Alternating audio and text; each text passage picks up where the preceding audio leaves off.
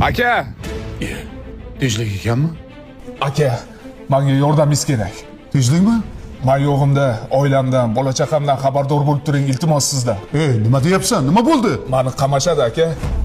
Meni baribir qamashadi. Men qamalaman aka. Tushuntiribroq gapir. Mashina kimniki? Nega qamalasan? Mashina o'rtog'imniki. Yo'lda kelayotib odam urib yubordim aka. Odam urib yubordim. Direkt ish qilib. Bilmadim. Qochib ketdim. Qolganidan xabarim yo'q. Mashinani kalitini ber. Yo'lini topasiz aka. Hammasini o'z bo'ynimga olaman.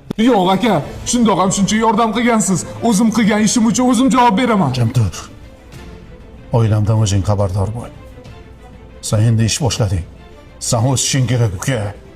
Qolganiga aralashma. Mashina senikimi? Yo'q aka, bu mashina sizniki. Tushunmadim. Ukangiz bu mashinani sizga sovg'a qilmoqchi. Nima deganing bu?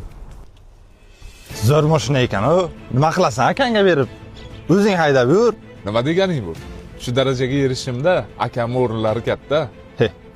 Meni ham 4 ta akam bor, birortasini mehrini ko'rmaganman. Ko'rish xohlaysan?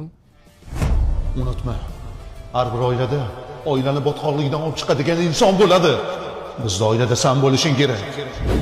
Ko'rdingmi do'stim? Haqiqiy akaning mehri mana shunaqa bo'ladi. Qoyil qoldim lekin. Mashina muborak bo'lsin aka.